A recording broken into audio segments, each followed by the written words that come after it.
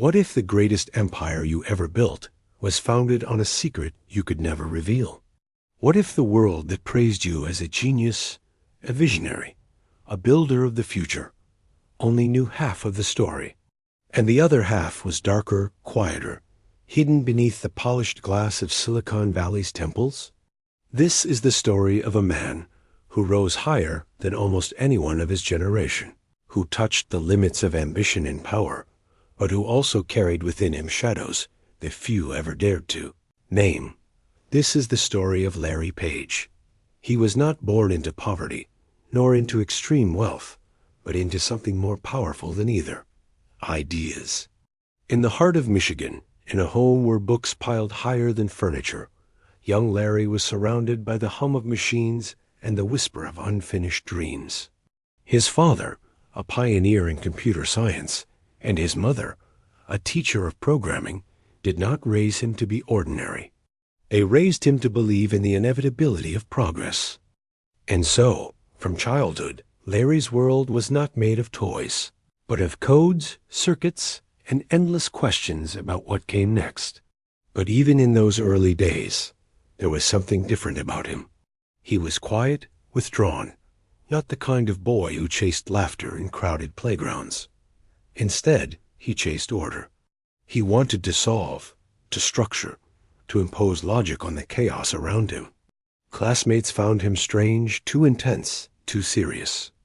Yet beneath that silence burned an intensity that would one day alter the fate of billions. He would later confess that he always felt like an outsider, observing the world as though it were a puzzle to be solved, never fully belonging to it. By the time he reached Stanford, Larry had already learned to turn that distance into a weapon. He was brilliant, calculating, restless. It was there, in the rarefied air of Palo Alto, that he met another outsider, Sergey Brin. Together, they were like fire and oxygen, each igniting the other's ambition. Their obsession was simple, almost naive, to make sense of the chaos of the internet. At that time, the web was an endless desert of scattered links and hidden oases. But to Larry, it was not chaos. It was a system waiting to be ordered, waiting for someone to map its invisible lines. The algorithm was born in silence, in the long nights when others slept, in the hum of servers hidden in Stanford's basements. They called it PageRank, though few realized the name itself carried his mark, his shadow stamped into the very code of the machine. It was elegant, powerful, mercilessly effective. It could see through the noise of the web and decide what mattered, and who would be forgotten. It was more than an algorithm. It was the beginning of power itself. But empires are not built on ideas alone. They are built on decisions, some bright, some dark. The legend tells of two students who revolutionized the world from their dorm room. But legends are always cleaner than truth. In reality, Larry and Sergey were not just inventors. They were gamblers. They played with rules, bent them, broke them. They courted investors with charm and silence, revealing just enough, hiding the rest. They promised a future of knowledge, but quietly laid the foundations of something else: control. And when Google was born, the world rejoiced. Here was a company that seemed pure, almost innocent. "Don't be evil," they said, a motto so disarmingly simple that it silenced suspicion. But behind the curtain, the truth was never so simple. Larry understood something the world had not yet realized, that whoever controlled information would control the future. And he was determined that Google, not governments, not universities, not corporations older than him, would be the one to hold that control. The ascent was meteoric. In just a few years, Google became not just a company, but a verb, a force of nature, a mirror in which humanity saw itself. Every question, every curiosity, every secret typed into the search bar was a confession, and Google collected them all. To the public, it was magic. To Larry, it was architecture. He was not merely cataloging information. He was building a lattice of human thought itself. And in the shadows of that lattice, something darker stirred. For power has a way of isolating those who wield it. As Google grew, so too did Larry's silence. Employees whispered of a CEO who rarely spoke, who disliked confrontation, who preferred machines to people. He was not the charismatic leader who electrifies crowds. He was the quiet engineer who watched from behind tinted glass, his mind always elsewhere. Some called him cold, others called him a visionary. Both were true. He was building a future no one else could fully see, but he was also drifting further away from the present. And with each decision, the shadows lengthened. The company that claimed not to be evil began making choices that blurred the line. Secret agreements with governments, silent acquisitions of startups whose technology could shape surveillance, quiet moves into territories where human rights were fragile at best.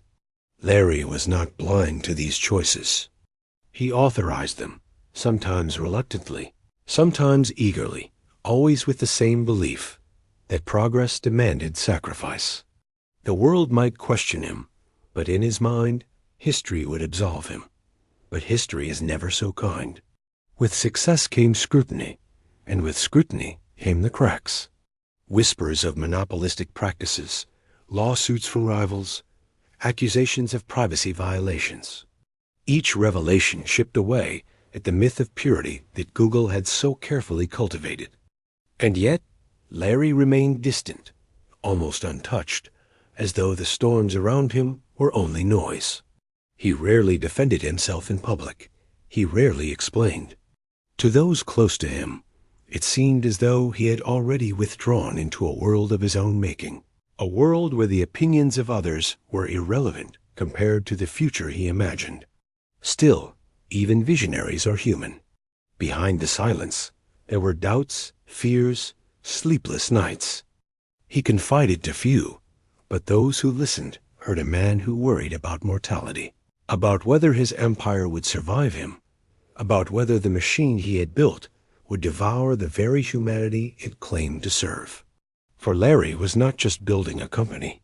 He was building a reflection of himself, brilliant, restless, untouchable, but also fragile, isolated, haunted. And then came the turning point. To the world, it looked like a decision of strategy. Larry stepping down as CEO, first to make room for Eric Schmidt, later retreating again when the weight of leadership grew too heavy. But to those who watched closely, it was more than strategy. It was retreat. A man withdrawing from the stage of history, leaving behind the machine he had set in motion, but no longer fully controlled. Some said it was illness. Others said disillusionment. Perhaps it was both. Perhaps it was the slow realization that no matter how vast his empire became, no human could truly control the flow of all the world's information. The machine had outgrown its master. And yet, even in retreat, he remained powerful. His wealth soared, his influence lingered. He funded secret projects, moonshot ideas, dreams of immortality, of colonizing skies and bodies alike. Always searching, always building, always trying to outrun the one truth that no algorithm could erase. That time comes for everyone. And in those quiet years, away from the spotlight, Larry Page became less a man and more a myth, a name whispered in stories of Silicon Valley's golden age. But myths, too, have shadows. Because the empire he left behind was no longer the one he imagined, Google became Alphabet, a sprawling behemoth, a labyrinth of subsidiaries and experiments, some noble, some sinister. Decisions were made without him, directions taken that he might never have chosen. And yet, every scandal, every accusation, every revelation of surveillance or manipulation still carried his ghost, because it was Larry who had built the foundation. It was Larry who had set the tone. It was Larry who had whispered, in the early days, that information was power and that Google must never let it go. And so, the story of Larry Page is not just the story of a man. It is the story of a shadow stretching across the digital age. A story of ambition It conquered the world, but could not conquer itself. For in the silence of his retreat, in the glass towers he left behind, one question lingers, unanswered, unrelenting. What price must be paid for a future built on secrets? The silence around him grew heavier with time. Larry Page, once the quiet architect at the center of the world's most powerful company, became a figure almost ghost-like. Rarely seen, rarely heard, he retreated deeper into seclusion. The media speculated endlessly. Some said he was sick, his voice weakened by a rare condition. Others whispered that he had become disillusioned with the very empire he had built. But perhaps the truth was simpler and darker, that Larry Page had grown tired of humanity itself. Behind the scenes, he poured his wealth into projects that seemed to reflect his own hidden fears. Research into longevity, into controlling disease, into bending biology itself to extend life beyond its natural span. Some called it noble, others called it vanity. But those who knew him saw a man haunted by mortality, desperate to outpace the ticking of the clock. Google had once been about organizing the world's information. Now his ambitions reached further, toward organizing life, death, and everything in between. Yet ambition has a cost. For every step he took into secret ventures, another layer of distance formed between him and the people around him. Former colleagues spoke of trying to reach him, only to find doors closed, messages unanswered, invitations declined. The boy who once felt like an outsider had become, in the end, an emperor in exile, surrounded by wealth, by laboratories, by endless possibility, yet profoundly alone. And in the corridors of the company he had left behind, shadows deepened. Google, or Alphabet, as it had become, was no longer the scrappy idealist fighting to bring order to the internet. It was now a global leviathan, accused of shaping elections, of selling attention, of harvesting data in ways that most people could neither see nor understand. Governments turned their eyes toward Mountain View. Courts summoned lawyers. Activists raised their voices. The empire was under fire, and though Larry was no longer at the helm, his fingerprints were everywhere. In the early days, "Don't be evil" had been a shield. Now it was a wound. Employees mocked it. Outsiders laughed at it. The motto had been retired quietly, replaced with something more corporate, more forgettable. And with its disappearance, so too faded the illusion that Google had once been anything other than what Larry had intended all along. Not a search engine, not a service, but a structure of control. A reflection of his own hunger for order in a chaotic world. The irony was cruel. The very isolation that had fueled his brilliance had now become his curse. Larry had built a system that allowed humanity to confess its fears, its desires, its darkest secrets into the void of a search bar. But in doing so, he had only deepened his own void, surrounding himself with walls so high that few could ever reach him. He had organized the world's information, but lost touch with the world itself. There were betrayals too, quiet ones.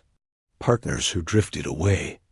Sergey Brin, once his closest ally, began to distance himself, pursuing his own ventures, his own vision.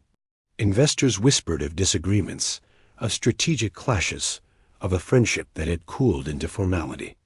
The two men who had once shared the same obsession no longer shared the same future.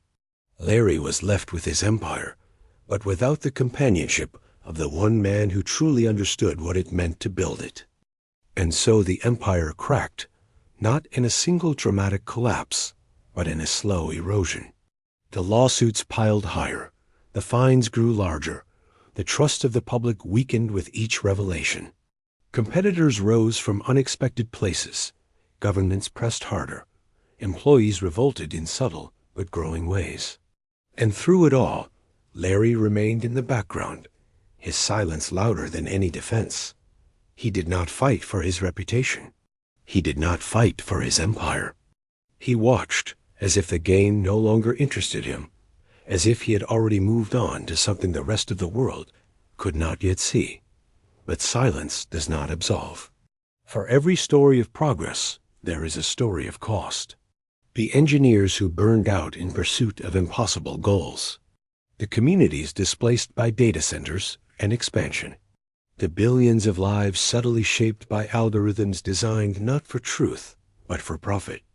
The empire of information carried within it the weight of unintended consequences, and though Larry had stepped aside, that weight still bore his name. At night, he must have wondered. Did he regret it? Did he wish he had stayed closer to the human side of his creation, rather than retreating into the sterile glow of laboratories and islands of seclusion? Or did he still believe, as he always had, that the ends justified the means, that history would remember him not as a recluse, but as a builder of futures? No one could say, for Larry Page no longer explained himself to the world. The years passed, and the myth grew darker. Some imagined him as a kind of phantom billionaire, controlling the future from behind curtains, investing in technologies that would reshape humanity without ever showing his face. Others imagined him as a man already defeated, hiding from the glare of the empire he could no longer control. Both images contained pieces of the truth. For Larry was not one thing, but many. Visionary and tyrant, recluse and emperor, genius and ghost. And so we return to the beginning, to the question that lingers like an unanswered search query in the night. What is the true price of building an empire on secrets? Larry Page achieved what millions only dream of. He rose to heights of wealth and influence almost unimaginable. He touched billions of lives without ever meeting them. He built a machine that could outlive him. And yet, in the end, he found himself retreating from the very world he had transformed, isolated by his own ambition, haunted by the consequences of his own success. Perhaps the greatest irony is this, that the man who organized the world's information left behind a legacy filled with unanswered questions. Why did he step back? What did he see in the future that frightened him enough to vanish? Did he regret the choices, the betrayals, the secrets? Or did he still believe, in some quiet corner of his mind, that it had all been worth it? No empire lasts forever. Not Rome, not the dynasties of kings and conquerors, not even the digital empires built on algorithms and dreams. One day, the glass towers of Silicon Valley will stand as relics, their servers silent, their data erased by time. And when that day comes, the name Larry Page will remain half legend, half shadow, remembered not just for what he built, but for what he hid. And maybe that is the truest ending of all. Not triumph, not ruin, but silence. A silence so vast, it echoes louder than applause, louder than condemnation. The silence of a man who rose, who ruled, who withdrew, and who left the world forever asking, what secrets remain buried beneath the empire of Google? That silence is his legacy, and it is also his curse.